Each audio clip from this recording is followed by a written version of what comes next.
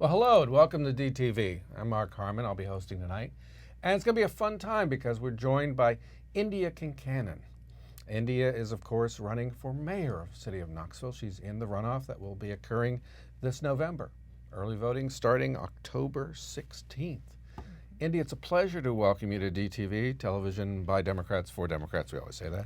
But yours is a nonpartisan race. That's true. And what I find fascinating is one of the biggest areas of disagreement between you and the other candidate, Eddie Manis, is over Recode Knoxville. Mm-hmm. Okay, his position, if I understand it, is delay and reconsider.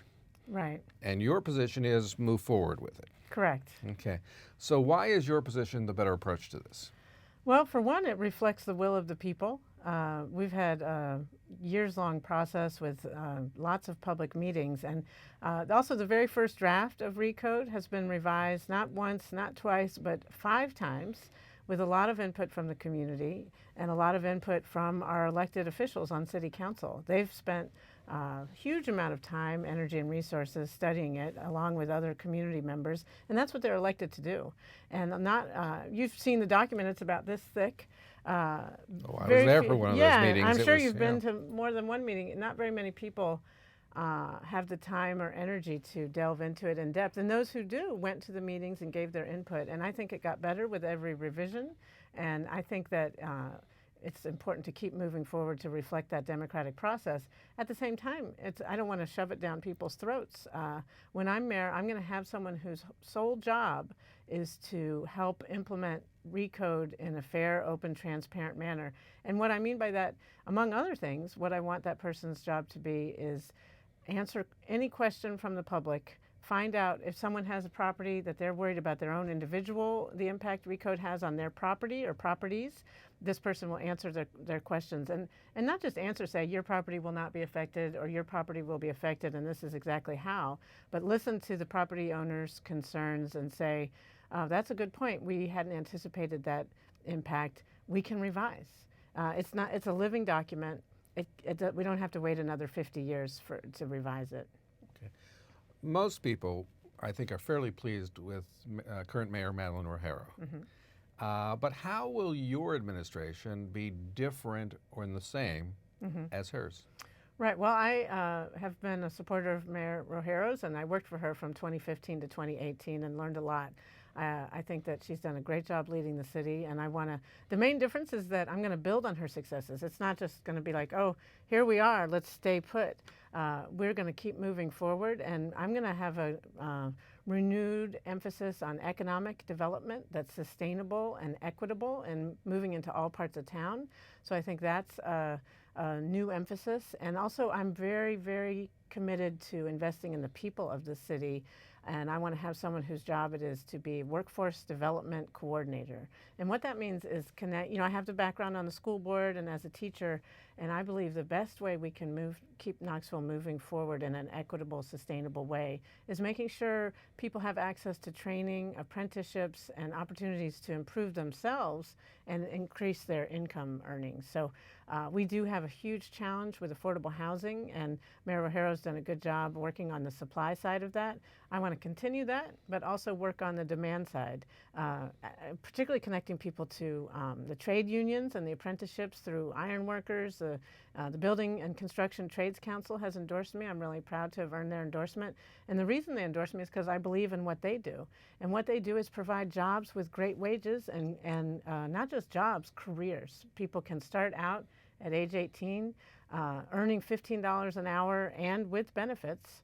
And then it's only going upwards from there as their skills improve. But how does one achieve the thriving, growing Knoxville that we would like without the downside of gentrification that can displace communities? Right. Well, this is part of my economic development plan, and I call it responsible revitalization. Nobody wants gentrification, but everybody wants revitalization. There are parts of town that have not seen meaningful investment, either public or private, in decades. And so when I'm mayor, I'm going to focus on responsible revitalization. And what that means is addressing blight through incentives, through infrastructure improvements, and through programs, for example, there are landlords who have very little incentive to improve their property, and if they do improve their property, then the rents skyrocket up.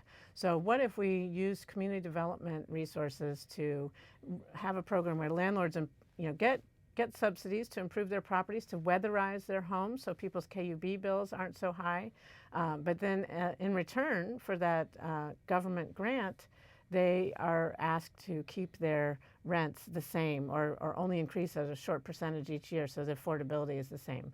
Another thing I'd like to look into as far as responsible revitalization is when we do have a big project in parts of the city that have lacked meaningful investment, instead of doing a massive scale where only developers from outside of town have the means to address a project of that size, we break it up into smaller chunks. So smaller, newer, minority and women-owned businesses have a chance to bid on those and have the capacity to perform. That sounds a little bit different because my experience on county commission and maybe yours watching things going down has been we tend to go for the big bang projects, and we tend to give away things called pilots and TIFs. For those who don't know, payment in lieu of taxes, tax increment financing. And by and large, they're tax breaks to make a project, supposedly to make a project happen. What is your approach to pilots and TIFs? Well, I'm against corporate welfare. It's my job as mayor not to line the pockets of wealthy people, but to enrich the lives of the people in this community. And so I am not, I think pilots and TIFs have a role, but I would like to have them spread out to parts of town, like I said, that where we haven't had meaningful investment in recent years, and have them bridge those financing gaps in those areas. I think they have had a positive role in revitalizing downtown, but downtown is thriving, and now it's time, to the extent that we apply, people apply for TIFs and pilots, that we examine where they can be used in East Knoxville, South Knoxville, Lonsdale, Mechanicsville, parts of town that could use some investment, and those subsidies would be well placed in that area. Yeah. Well, I'm glad to hear you say that because, well, when I was on county commission, my approach was what they call the but-for standard. But for the grant or the pilot or the TIF, the thing wouldn't happen. And I think we overextended on that, quite frankly. And the other thing I'm worried about, and there were some recent articles about this, that communities have not been keeping track of them. Not been keeping track of, did they ever really set out and do the things they said they would do? I think we need to do that. Yeah, absolutely. I think that transparent government is accountable, and also building the trust of the community. I think whatever I do as mayor, I want the community to understand it, and I realize after 10 years on the school board that you can't please everybody, but that everybody should have an understanding of the rationales, and if they don't, then that's a communications problem on my part. So, having open transparency about the past investments and what the future investments are, whether it's TIFs or pilots or other infrastructure improvements or how we spend our community development monies, that's essential. You have a master's in public policy and urban planning from Princeton. Yes. What, in your experiences here in Knoxville, has held up to what you learned in the classroom, and what is different? First of all, I got a full scholarship to go to Princeton. I'm really grateful for an amazing education I got there.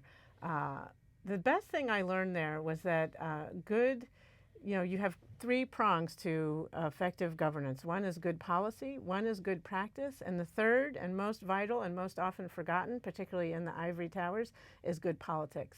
Because you can have the policy right, the theories are there, the professors all know what should work, but then there's sometimes a gap between applying that policy, the theories and the practice. You see that in education, you see that in land use, and then the most important part is the good politics. You can have the right policies and theories, and then you have the right practice, but if you haven't won over the people, if you can't get 5 votes, and you can't get the support from the grassroots and the community, it doesn't matter at all. It doesn't. So I would say having the politics right is fundamental before anything else can happen. And so I really appreciate my academic background and strengths, and that helps me understand budgets and economics and policies of land use, which is a huge part of what the city does. I mean, I was lucky enough to have great professors. Ben Bernanke was one of my economics professors, and so I have that strong background. I can find my way around a spreadsheet and all those things.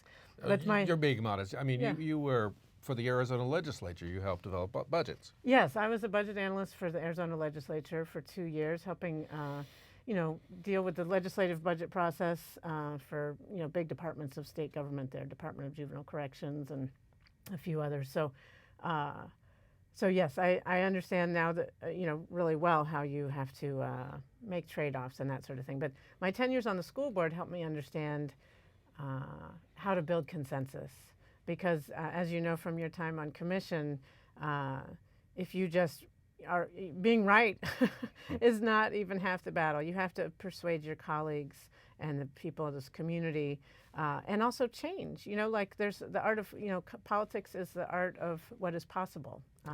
So yeah, those were good experiences and prepares me to be mayor, I think. Well, I think so too, by the way. But what I'm thinking is, you mentioned the good politics. Part of that is, of course, campaigning. You've been campaigning for probably close to a year now. Yes. And what have you learned on the campaign trail? Well, I think I've learned, first of all, it's renewed my faith in humanity. People are incredibly warm and welcoming when you knock on their door and say, I'm Indya Kincannon, I'm running for mayor. Tell me what issues matter to you, and let me tell you a little bit about myself, and asking for their votes. People do care, and I think people really value consensus building, and someone who listens, and someone who has that ability to talk to anybody from all walks of life, all parts of town, and they appreciate being asked for their opinion and their vote, and so that's been great. That's my favorite part of campaigning, is the grassroots part, and that's why we've been able to run on a very efficient budget, because we're out there knocking on doors, which only costs time, not money. Yeah. Well, you had a competitor, Marshall Stair, who came a close third. Yes. And recently endorsed you. Yes. How valuable is that endorsement? Oh, it's really valuable. I consider Marshall a really a friend and a great councilman, and he's been a leader on a number of things on City Council. He helped promote Recode, which I think, in addition to some of the stuff we talked about before, is going to be an asset to affordability and sustainability. Marshall's also been a champion for improving CAT service, adding the app, where people Knoxville Area Transit.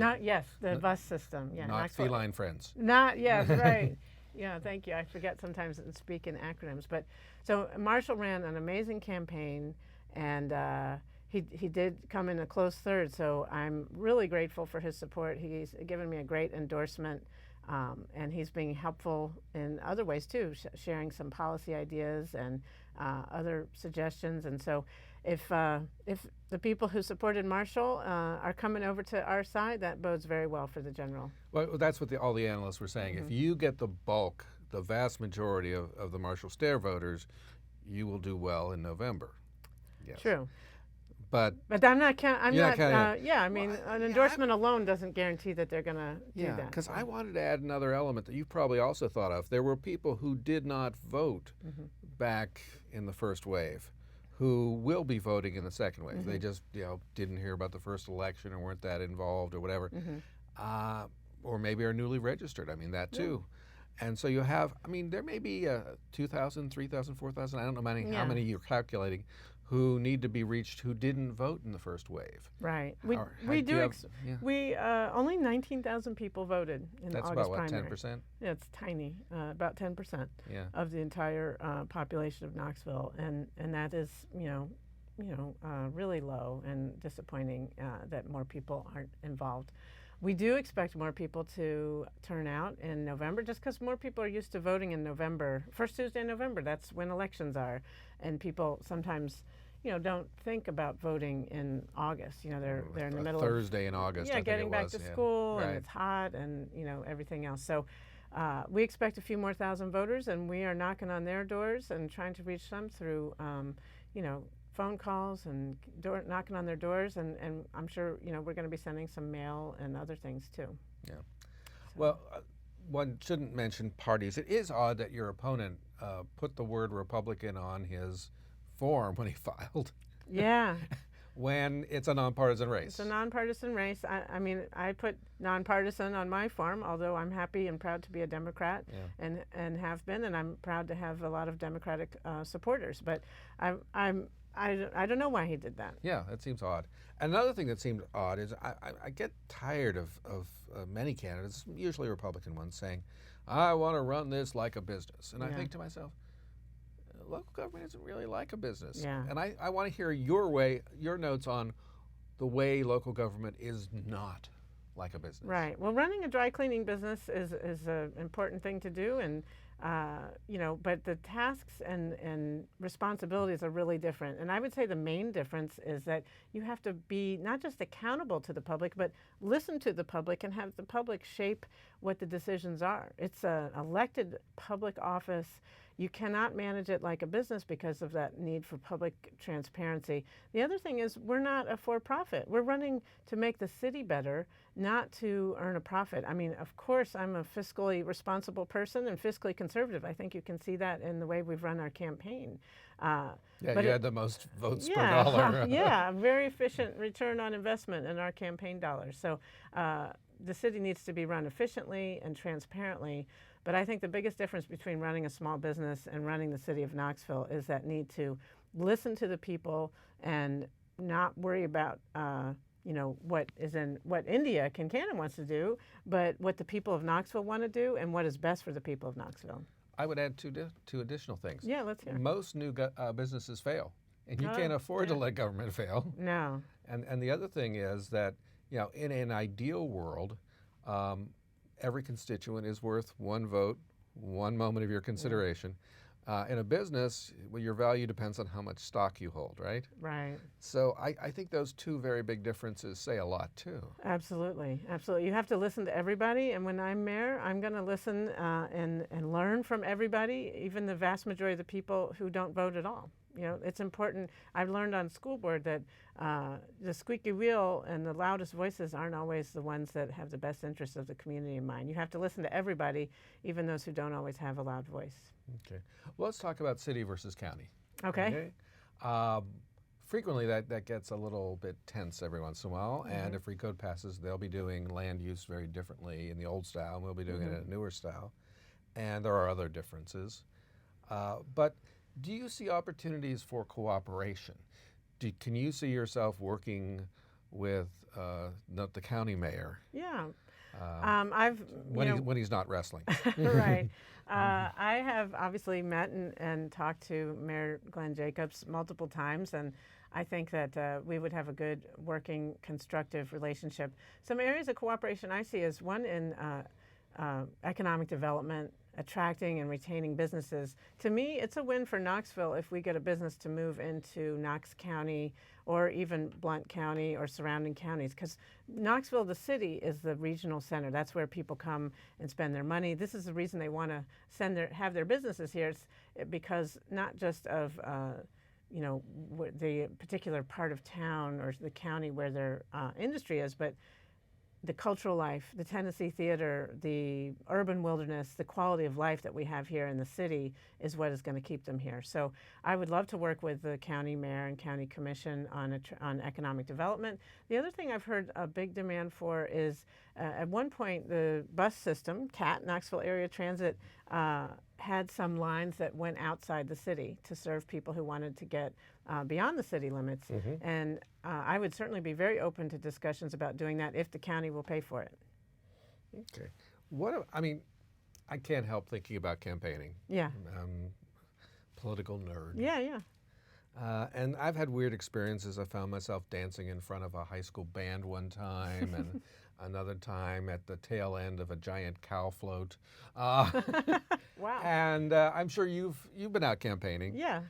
What has been your most unusual or bizarre or story-worthy experience? Well, let's see. Definitely been in some interesting parades where you're asked to dance and do some other things. Gosh. Recently, I went to a roller skating fundraiser for a breast cancer organization, and that so I like those. Did you roller skate? I did, and I'm not a professional, but I didn't make a fool of myself. Yeah. But those are fun events. Door knocking, you just never know. You're coming in sort of into people's lives, and I've run into all kinds of parties. Some people have come to the door in various states of towels or robes, and so you have some interesting encounters in that regard too. So it's been fun.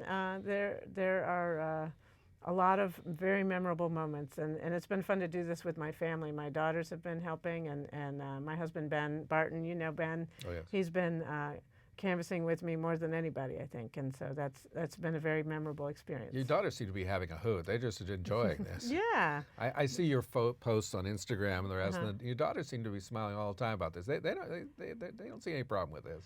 Well, I won't. It's not all a walk in the park. It's definitely a busy time, but yeah, they've been great. And my oldest daughter is now old enough to vote. She's going to be able to vote early for me when she's home from college on fall break. So that's magnificent. Yeah. Yeah, but the thing about campaigning is you learn things, and if you're not having fun, you're not doing it right. Yeah, I totally agree. I feel like the campaign, you practice how you play. And I've been, obviously the campaign has a lot of serious issues, affordable housing and homelessness, and dealing with growth in a way where we embrace the new jobs and the opportunities, but nobody wants to turn into congested places like Nashville and Atlanta. So how do we do that? But at the same time, there's a lot of fun moments. There's moments where you do get to dance, or you get to, have fun and attend all kinds of events that you might not have otherwise had the opportunity to be part of. So that's been great, and I've enjoyed it. And I know, having worked for Madeline Rogero for 3 years, I've seen up close and personal what the job of mayor is. And there's lots of serious moments, but there are moments of levity too. And it's important for the leader of our city to take joy in the process and in the leadership too.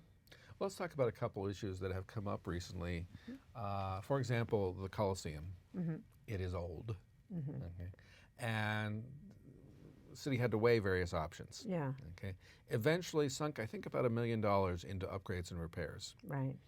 And now, for example, the Ice Bears have a hanging scoreboard and improvements to the bathrooms and some other and improved piping and flooring systems so the ice doesn't disappear. But that's always good. yeah, I was just talking to Mike Murray from the Ice Bears. He's happy.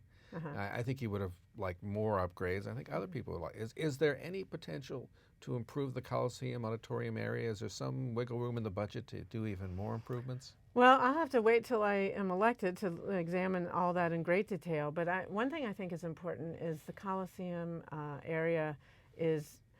It's important to remember our history, and the whole reason that is there is because of urban renewal. And urban renewal devastated the African American community that used to be a thriving part where James White Parkway is. And so I think it's important as mayor to not only look at the dollars and cents, but the history of those places. And so I think Mayor Rogero, as part of her evaluation of whether to tear down and start new, was listening to the people most affected by urban renewal and what their wishes were, and not just wishes, but also what made sense economically. So I'd want to proceed in a similar vein. If there is money and it makes sense and it's going to benefit the people of Knoxville, Ice Bears fans, other people who attend events and entertainment stuff at the Coliseum, then yeah, I believe as a homeowner and as a mayor that maintaining our property is the best way to be a good fiscal steward, not letting it degrade so much that it becomes more expensive to repair. A related issue, because a lot of police services are over in that area, is moving that all to the former St. Mary's location. What did you think about that decision, and should we proceed with that? Yes, I think I do support that for a couple reasons. I do think KPD needs a new headquarters. The existing one is really old and degraded, and they've run out of space, and the space is no longer meeting modern needs as far as computers and things like that. So they need a new headquarters. The St. Mary's property lends itself to that. The chief and other leaders in KPD and the firefighters have said it works well. And also, I think one thing, I live in North Knoxville, and the people in the community of North Knoxville see this as a way to avoid blight. Tenova up and left, and it would have been better to keep it a hospital. I would have preferred that. The community needs more medical services, but that was a private sector decision that we had no control over. So since it's going to be, rather than have it be empty, I think it makes sense to put the KPD there. It's a central location. And also one thing people sometimes don't realize is that KPD and the firefighters and headquarters are only going to occupy a small part of the whole property. The tower, which is the most visible part, is going to be open to bid for private sector redevelopment. You know, there's been talk of having a nursing school there run by LMU, and the old historic part of the hospital, that has a lot of historical value, that will also be open to public redevelopment. I mean, private bids. So it's going to be a public safety headquarters, but not only that. Yeah, we need to get more things in there. Yeah. Police and fire are the largest items in the city budget. Yep. How will they be different under your administration? Well, I'm going to take a close look at that, and I think things. There have been some really serious issues brought to the attention of the public with, some of those videos that have come out, and some really tragic shootings and fatal shootings that happened that were involved police officers. So that is very concerning to me. You support body cameras? I support body cameras, absolutely. I think that benefits the police who may be wrongfully accused of things, and it benefits the public. It's not a panacea, though. You can have a recording of something and it only records, a partial thing. But I think it will add accountability, and the fact that it's already being used in police departments around the country, we're not going to be the guinea pigs in here. We will have the benefit of other people through trial and error. So I want to also take a close look at the Police Advisory Review Committee and see if that was created 20 years ago. Knoxville was one of the first in the state to do it, but it's been 20 years. Maybe we can review their powers and authority and strengthen their ability to, build and restore and enhance the public trust with the police. What was the one question I didn't ask that I should have asked? Oh, gosh. Now you caught me off guard. Let's see. I'm trying to think. Maybe what my hopes are for the city of Knoxville in the years ahead. Well, I think we have so many resources here. I'm really excited about investments in the urban wilderness and what change is happening. So I think that my role as mayor is to embrace that change and make sure that the benefits of our growth go to everybody. And my vision for one way to do that is making Knoxville a center for clean energy innovation and make that those innovations equitable and sustainable. And with Oak Ridge National Lab and University of Tennessee and TVA, we could be a real leader in the country in innovation in this regard, but also always keeping in mind that the benefits have to go to all people across all incomes. And I think we really have a lot of potential in that area. And climate change is a real thing. Climate change is real. It's an existential problem. We can act locally. We can think globally and act locally, and I certainly plan to do so. Indy, it's been a pleasure chatting with you. Yeah, likewise. Let me remind folks that this is DTV, television for Democrats by Democrats, but looking at all things, including the very important mayoral race, a nonpartisan race coming up very quickly.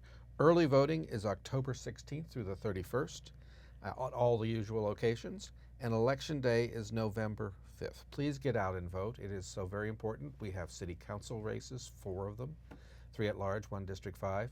We need you out there learning about the candidates, expressing your direct concerns, because that makes everything better. We need higher turnout too. Please get out and vote.